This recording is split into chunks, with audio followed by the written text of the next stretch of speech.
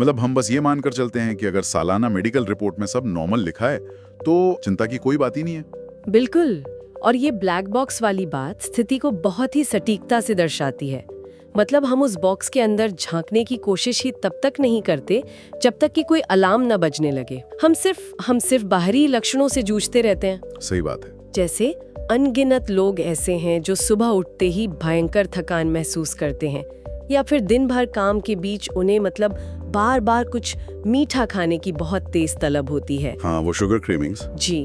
और कई लोग तो वजन कम करने के लिए इतनी कठोर डाइटिंग करते हैं, लेकिन महीनों की कोशिशों के बाद भी वजन टस से मस नहीं होता। और फिर वो निराश होकर हार मान लेते हैं। बिल्कुल। उन्हें लगता है कि शायद उनकी इच्छा शक्ति या अनुशासन में ही कोई कमी है। और शायद यही सबसे बड़ी भूल है। मानव शरीर को अगर हम गहराई से देखें तो ये मतलब एक हवाई जहाज के ब्लैक बॉक्स की तरह लगता है। बहुत सही तुलना है ना? मतलब हम बाहर से देखते हैं तो सब कुछ एकदम नॉर्मल लगता है। हम रोजमर्रा के काम कर रहे हैं, खा रहे हैं, दफ्तर जा रहे हैं, लेकिन इस शरीर के अंदर हमारी नसों में, विशेष रूप से खून में दौड़ते ग्लूकोज के साथ असल में क्या चल रहा है वो हमें तब तक पता ही नहीं चलता जब तक कि अचानक कोई गंभीर बीमारी सामने ना आ जाए। मतलब हम बस ये मानकर चलते हैं कि अगर सालाना मेडिकल रिपोर्ट में सब नॉर्मल लिखा है तो चिंता की कोई बात ही नहीं है। बिल्कुल। और ये ब्लैक बॉक्स वाली बात स्थिति को बहुत ही सटीकता से दर्शाती है।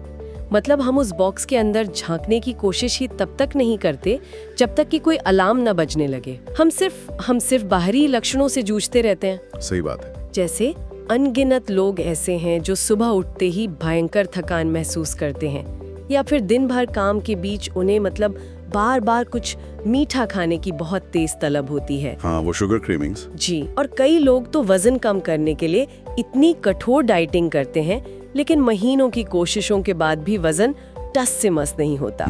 और फिर वो निराश होकर हार मान लेते हैं। बिल्कुल। उन्हें लगता है कि शायद उनकी इच्छा शक्ति या अनुशासन में ही कोई कमी है। और शायद यही सबसे बड़ी भूल है। हम शरीर के सिग्नल्स को इंसान के चरित्र या उसकी कमियों से जोड़ देते हैं। हाल ही में मैं जेसी एंचोस्पेक के रिसर्च पेपर्स और उनकी किताब द ग्लूकोज रेवोल्यूशन पढ़ रहा था, और इन स्रोतों में जो तथ्य सामने आए हैं वो सच में पूरी धारणा को पलट देते हैं। एकदम। मतलब ये कोई साधारण थकान या इच्छा शक्ति की कमी बिल्कुल नहीं है। इसका सीधा और वैज्ञानिक संबंध हमारे खून में होने वाले ग्लूकोज के उतार चढ़ाव से है। आज की इस गहन चर्चा का हमारा मुख्य उद्देश्य इसी ग्लूकोज स्पाइक के विज्ञान को डिकोड करना है। और सबसे अच्छी बात यह है कि हम ऐसे सरल वैज्ञानिक हैक्स पर बात करेंगे जिनसे बिना अपना पसंदीदा खाना छोड़े हम बेहतर सेहत पा सकते हैं। लेकिन इससे पहले कि हम समाधान पर आएं, ये समझना बहुत जरूरी है कि जेसी एंचोस्पेक, जिन्हें दुनिया आज ग्लूकोज गॉडेस के नाम से जानती है, उन तक ये जानकारी पहुंची कैसे? मतलब ये कहानी शुरू कहां से होती है? तो इस पूरी वैज्ञानिक खोज की शुरुआत असल में एक बहुत ही दर्दनाक हादसे से होती है। बात तब की है जब जेसी केवल 19 साल की थी। अच्छा। हाँ, वो हवाई में छुट्टियां मना रही थी और उन्होंने एक बहुत ऊंचे झरने से पानी में छलांग लगा दी। लेकिन पानी की सतह से उनकी टकराहट इतनी भीषण थी कि उनकी रीढ़ की हड्डी बुरी तरह टूट गई। अरे बाप रे। मतलब एक हिस्सा तो 14 अलग-अलग टुकड़ों में बिखर गया था। कई जटिल सर्जरियों के बाद उनकी रीढ़ में लोहे की छड़ें डालनी पड़ी। शारीरिक रूप से तो वो बच गईं, लेकिन इस आघात ने एक बहुत ही खौफनाक मनोवैज्ञानिक समस्या को जन्म दिया। इसे चिकित्सा विज्ञान में डीपर्सनलाइजेशन डिसऑर्डर कहते हैं। डीपर्सनलाइजेशन, मैंने इसके बारे में थोड़ा बहुत पढ़ा है। ये वो मानसिक स्थिति है ना जहां इंसान को अपना शरीर ही पराया लगने लगता है। जी बिल्कुल। जैसे वो खुद के अंदर नहीं है बल्कि बाहर से खुद को देख रहा है। हाँ, आप इसे ऐसे समझिए कि इंसान आईने में अपना चेहरा देखता है, लेकिन उसे लगता है कि वो चेहरा उसका है ही नहीं। जेसी के लिए ये ऐसा था जैसे उनके दिमाग और उनके शरीर का संपर्क ही टूट गया हो। एक अजीब सी दिमागी धुंध या ब्रेन फॉग हर वक्त छाया रहता था। उन्होंने सालों तक इस समस्या का जवाब मनोविज्ञान में, जेनेटिक्स में ढूंढने की कोशिश की, लेकिन कोई फायदा नहीं हुआ। फिर कई सालों बाद सिलिकॉन वैली में हेल्थ टेक क्षेत्र में काम करते हुए उन्होंने अपनी बाह पर एक कंटिन्यूअस ग्लूकोज मॉनिटर, या जिसे हम CGM कहते हैं, वो मशीन लगाई। ये बस एक छोटी सी चिप होती है जो हर पल आपके खून में ग्लूकोज मापती है, और फिर उस मशीन ने कुछ ऐसा दिखाया जिसने सब कुछ बदल दिया। इस मशीन ने उनके सामने एक ऐसा पैटर्न रखा जो हैरान करने वाला था। यानी उस मशीन से उन्हें ये पता चला कि उनकी उस मानसिक स्थिति का सीधा संबंध उनके भोजन से था। बिना किसी संदेह के जेसी ने देखा कि जब भी उनके खून में ग्लूकोज का स्तर तेजी से उछलता था, विशेष रूप से कुछ मीठा खाने या भारी तनाव के बाद, तो उस उछाल के ठीक बाद वो दिमागी धुंध, वो भयानक थकान और वो खुद से अलग होने का एहसास वापस लौट आता था। मतलब उनके मानसिक स्वास्थ्य का सीधा स्विच उनके ब्लड शुगर के उतार चढ़ाव से जुड़ा हुआ था। ये जानकारी तो चिकित्सा के नजरिए से सच में बहुत क्रांतिकारी है, लेकिन यहाँ मेरे दिमाग में एक बुनियादी सवाल आ रहा है। जी बताइए। अगर हम स्कूल की जीव विज्ञान की किताबों को याद करें तो ग्लूकोज तो हमारे शरीर का प्राथमिक ईंधन है ना? पौधों में प्रकाश संश्लेषण से लेकर हमारी थाली में मौजूद स्टार्च तक ये तो जीवन का आधार है। तो अगर ग्लूकोज शरीर का ईंधन है तो फिर इससे ये दिमागी धुंध और बीमारियां कैसे पैदा हो सकती हैं? ये एक बहुत ही लाजमी सवाल है। मतलब मैं इसे एक कार के इंजन की तरह देखता हूँ। फ्यूल तो गाड़ी को आगे बढ़ाने के लिए जरूरी है, लेकिन अगर कार के इंजन में एक साथ बहुत सारा फ्यूल एक ही झटके में उड़ेल दिया जाए तो कार तेज भागने के बजाय चोक होकर बंद हो जाएगी। बिल्कुल। ये कार के इंजन वाला उदाहरण पूरी आंतरिक प्रक्रिया को एकदम स्पष्ट कर देता है। विज्ञान भी यही कहता है कि ग्लूकोज प्रकृति का बनाया हुआ सबसे शुद्ध ऊर्जा का रूप है। जब हम कार्बोहाइड्रेट्स खाते हैं, चाहे वो आलू हो, चावल हो, फलों का फ्रुक्टोज हो या चीनी, हमारा पाचन तंत्र उस सब को तोड़कर ग्लूकोज में ही बदलता है। हमारा शरीर ऊर्जा बनाने के लिए हर पल अरबों ग्लूकोज कणों का इस्तेमाल करता है। तो समस्या ग्लूकोज नहीं है। तो फिर समस्या क्या है? समस्या है वो बाढ़ जो अचानक हमारे खून में आती है, जिसे वैज्ञानिक भाषा में हम ग्लूकोज स्पाइक कहते हैं। जब ये बाढ़ आती है ना, तो हमारे शरीर के अंदर कोशिकीय स्तर पर 3 बहुत विनाशकारी प्रक्रियाएं शुरू हो जाती हैं। स्रोतों में इन्हें शरीर के अंदर लगने वाली 3 आग कहा गया है। शरीर के अंदर आग लगना, मतलब ये सुनने में ही थोड़ा डरावना लग रहा है। मुझे लगता है श्रोताओं को इन तीनों प्रक्रियाओं को गहराई से समझना चाहिए।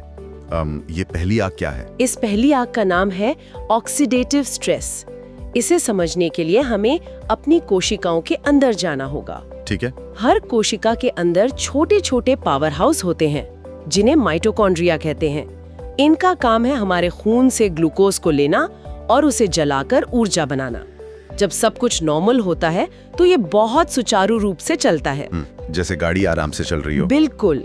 लेकिन जब ग्लूकोज स्पाइक आता है तो एक साथ इतना सारा ईंधन आ जाता है कि ये माइटोकॉन्ड्रिया उस बोझ के तले पूरी तरह दब जाते हैं। इस अफरा तफरी में वे अपना काम ठीक से नहीं कर पाते और कुछ अस्थिर और खतरनाक कण छोड़ने लगते हैं। अच्छा, और इन्हीं कणों को फ्री रेडिकल्स कहते हैं? जी हाँ, बिल्कुल सही।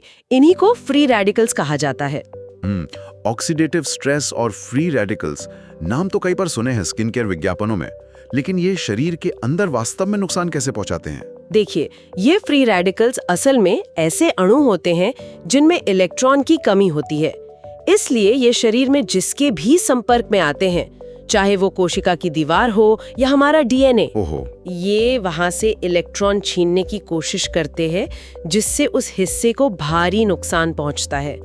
जब रोज हमारे शरीर में ऐसे स्पाइक्स आते हैं तो इन फ्री रेडिकल्स की संख्या इतनी बढ़ जाती है कि शरीर का प्राकृतिक मरम्मत तंत्र उन्हें संभाल ही नहीं पाता। मतलब ऊर्जा बनाने वाले पावर हाउस ही अतिरिक्त ईंधन के कारण खुद को नष्ट कर रहे हैं। बिल्कुल। और यही ऑक्सीडेटिव स्ट्रेस हमारे अंगों को कमजोर करता है और दिल की बीमारियों जैसी गंभीर समस्याओं की नींव रखता है। ये तो सच में चिंताजनक है। अब दूसरी आग पर आते हैं। स्रोत में इसे ग्लाइकेशन कहा गया है। इसका क्या अर्थ है? ग्लाइकेशन का सीधा संबंध हमारी उम्र बढ़ने की प्रक्रिया यानी एजिंग से है। जब हमारे खून में ग्लूकोज की बाढ़ आती है तो ग्लूकोज का कण खून में तैरते हुए किसी दूसरे प्रोटीन या फैट के कण से टकराता है और उसे खराब कर देता है। हाँ, उसे हमेशा के लिए खराब कर देता है। इसे विजुअलाइज करने के लिए आप एक सफेद ब्रेड को टोस्टर में डालने की कल्पना करें। ठीक है, ब्रेड टोस्टर में गई। वो बाहर से सुनहरी और कुरकुरी यानी भूरी हो जाती है ना। हमारे शरीर के अंदर भी ठीक यही प्रतिक्रिया हो रही है। ग्लाइकेशन के कारण हम धीरे धीरे अंदर से भूरे हो रहे हैं। अरे बाप रे, मतलब हम अंदर से पक रहे हैं। जी, हमारी त्वचा का लचीलापन खत्म होना, झुर्रियां आना, आंखों की रोशनी कम होना, ये सब इसी ग्लाइकेशन का परिणाम है। ये सुनकर तो ऐसा लग रहा है कि जो चीजें हम स्वाद के लिए खा रहे हैं वे असल में हमें अंदर से टोस्ट कर रही हैं। और इसमें एक और बहुत खतरनाक तथ्य है, हम जो मीठा खाते हैं, विशेष रूप से फ्रक्टोज, जो रसगुल्ले, कोल्ड ड्रिंक्स और डिब्बा बंद जूस में होता है, वो साधारण ग्लूकोज के मुकाबले 10 गुना ज्यादा तेजी से ग्लाइकेशन करता है। 10 गुना? सच में? हाँ, यानी ज्यादा मीठा खाना सिर्फ शुगर बढ़ाना नहीं है, ये अपनी उम्र को 10 गुना तेजी से आगे धकेलना है। ये सच में एक आँख खोलने वाली बात है। तो ऑक्सीडेटिव स्ट्रेस और ग्लाइकेशन के बाद ये तीसरी आग कौन सी है जो ग्लूकोज की बाढ़ से लगती है? तीसरी और शायद सबसे ज्यादा असर डालने वाली आग है इंसुलिन का ओवरलोड।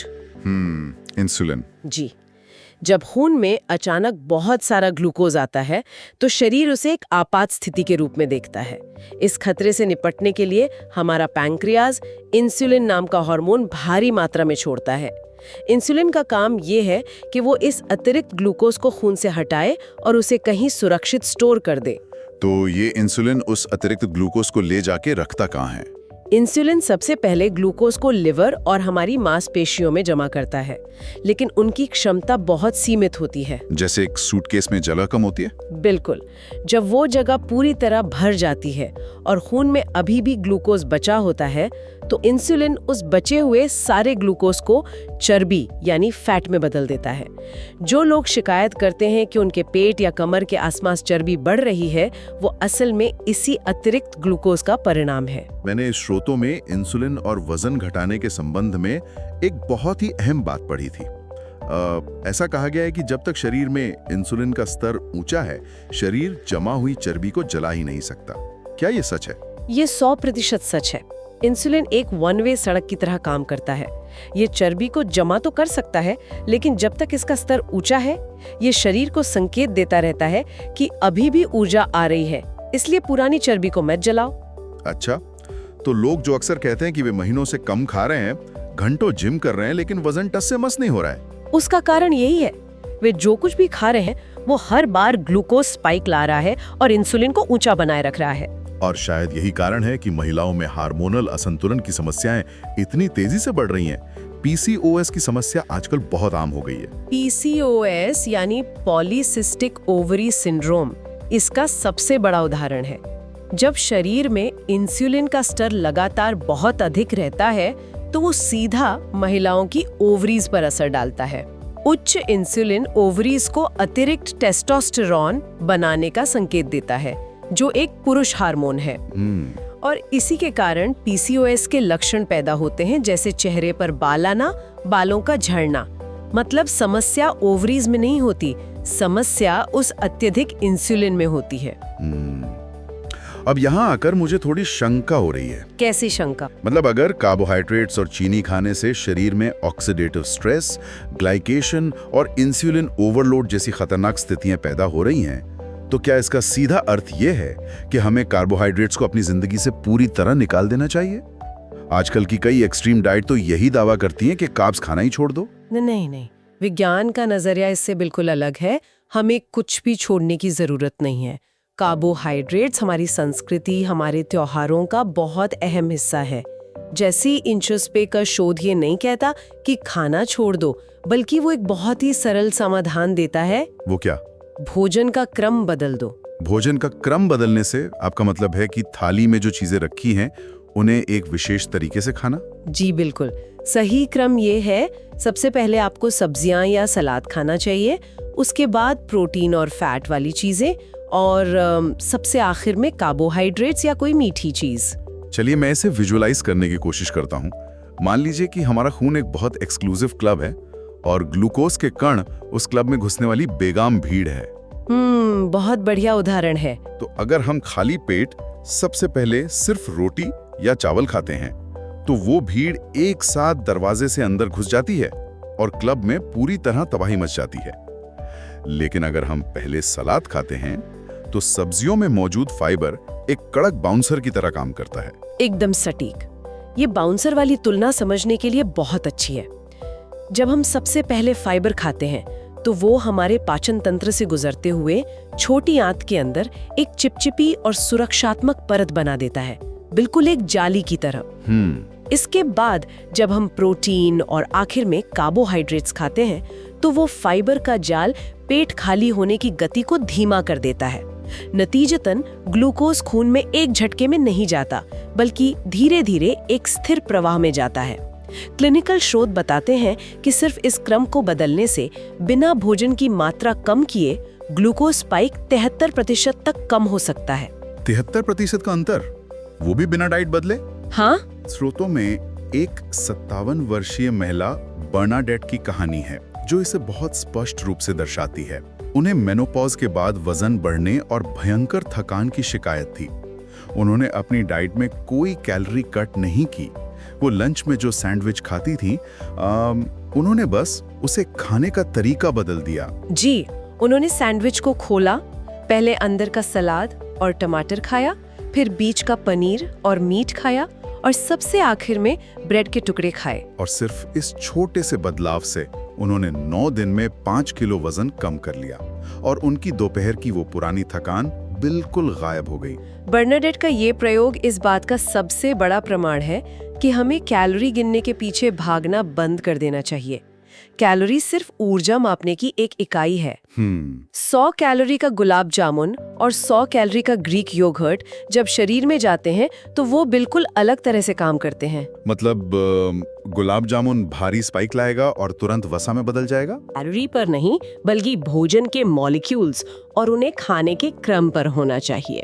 लंच और डिनर में खाने का क्रम बदलना तो स्पष्ट हो गया, लेकिन हमारे दिन की शुरुआत कैसे होनी चाहिए? क्योंकि अक्सर देखा गया है कि लोग सुबह से ही थकान महसूस करते हैं। दिन भर की ऊर्जा को बनाए रखने के लिए कुछ स्मार्ट हैक्स क्या हो सकते हैं? सबसे महत्वपूर्ण हैक है नमकीन नाश्ता, यानी सेवरी ब्रेकफास्ट।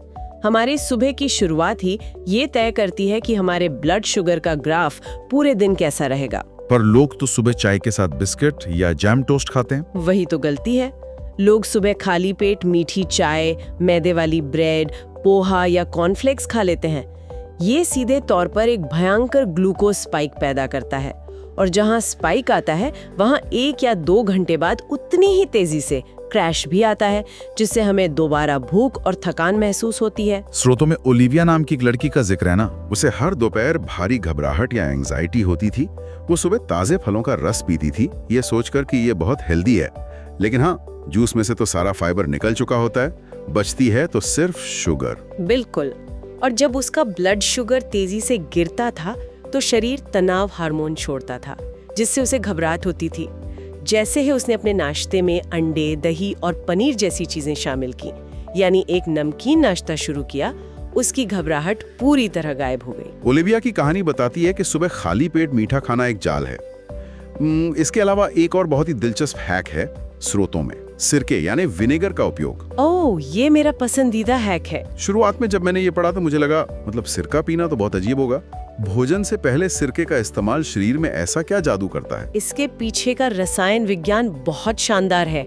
सिरके में एक सक्रिय तत्व होता है जिसे एसिटिक एसिड कहते हैं। जब आप खाने से 20 मिनट पहले एक गिलास पानी में 1 चम्मच सेब का सिरका मिलाकर पीते हैं तो ये एसिड हमारे लार और पेट में मौजूद एंजाइम्स को धीमा कर देता है, जो स्टार्च को ग्लूकोज में तोड़ते हैं। अच्छा। साथ ही ये हमारी मांसपेशियों को संकेत भेजता है कि वे खून से ग्लूकोज को तेजी से सोख लें। इन दोनों प्रक्रियाओं के कारण ग्लूकोज स्पाइक 30% तक कम हो जाता है। वाओ। ईरान की महनाज की माँ का उदाहरण बहुत प्रेरणादायक है। उन्हें गंभीर डायबिटीज थी और उनका सुबह का शुगर लेवल 200 के आसपास रहता था। उन्होंने सिर्फ नमकीन नाश्ता और खाने से पहले सिरके वाला पानी पीना शुरू किया। मात्र 4 महीने में उनका फास्टिंग शुगर लेवल 200 से घटकर 110 पर आ गया। ये तो चिकित्सा के क्षेत्र में किसी चमत्कार से कम नहीं है। अच्छा, मीठे को लेकर भी लोगों में भारी भ्रम है। कई लोग कहते हैं कि सफेद चीनी खराब है, इसलिए हमें गुड़, शहद या ब्राउन शुगर खानी चाहिए। क्या शरीर के अंदर ये चीजें अलग अलग तरह से काम करती हैं? ये शायद पोषण की दुनिया की सबसे बड़ी गलतफहमियों में से एक है। अच्छा।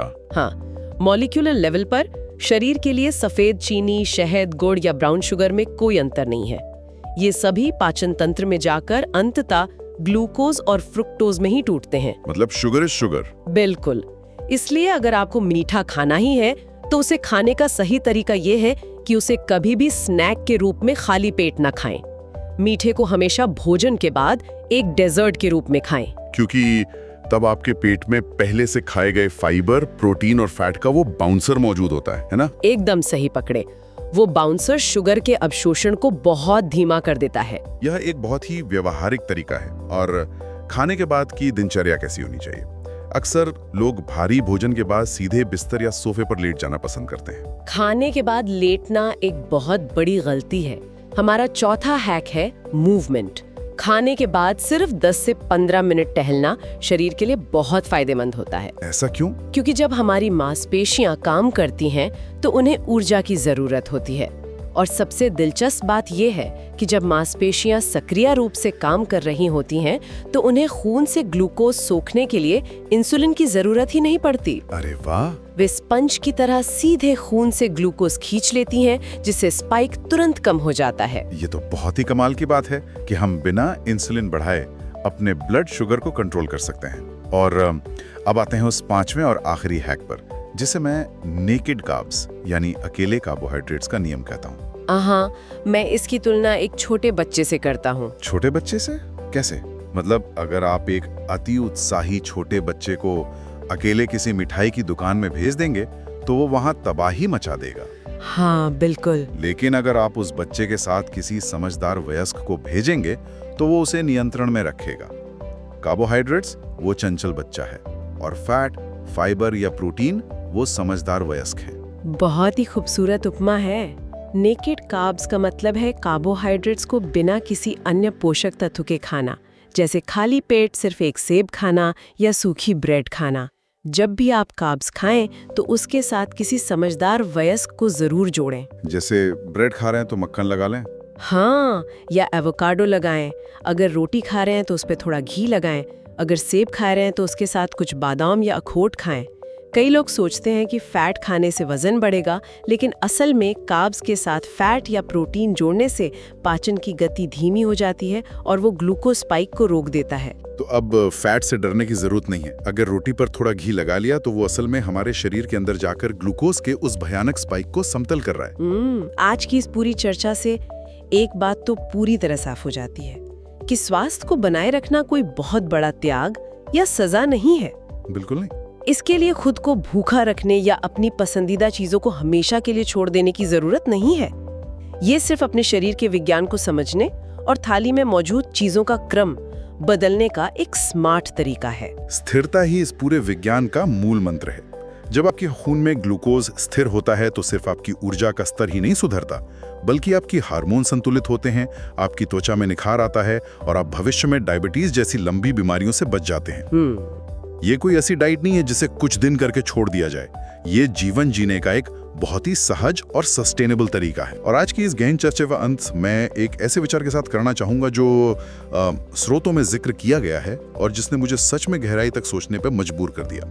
हम अक्सर सोचते हैं कि हमारे खाने का असर सिर्फ हमारे वजन, हमारे दिल या हमारे पेट तक सीमित है। सही बात है। लेकिन आज दुनिया भर के न्यूरोसाइंटिस्ट अल्जाइमर जैसी भूलने की गंभीर बीमारी को टाइप 3 डायबिटीज कहने लगे हैं। जरा सोचिए, क्या ये संभव है कि हमारी मानसिक गिरावट, हमारे सोचने समझने की क्षमता का सीधा कंट्रोल हमारी आंतों और हमारे खून में तैरते ब्लड शुगर के पास है? ये बहुत ही गहरा विचार है। क्या रोज हमारी थाली में बिना सोचे समझे रखा गया खाना सिर्फ हमारे शरीर को नहीं, बल्कि हमारे दिमाग, हमारी यादों और हमारे भविष्य को भी आकार दे रहा है? इस विचार के साथ हम आज की ये चर्चा यहीं समाप्त करते हैं। अपने शरीर रूपी ब्लैक बॉक्स के सिग्नल्स को सुनिए, क्योंकि ये हमेशा हमसे कुछ न कुछ कह रहा होता है। जरूरत है तो बस उसे सही तरीके से समझने की। हमारे इस वीडियो को देखने के लिए आपका बहुत बहुत धन्यवाद। इस तरीके की वीडियो को देखने के लिए हमारे चैनल को सब्सक्राइब करके रख लीजिए, बेल आइकन को दबा दीजिए और इस वीडियो को जरूर लाइक कीजिएगा और अपने जान पहचान वालों को जरूर शेयर कीजिएगा ताकि उनको भी फायदा मिले, लाभ मिले और वो आपको दुआएं दें। तो मिलते हैं नेक्स्ट वीडियो में। जय हिंद।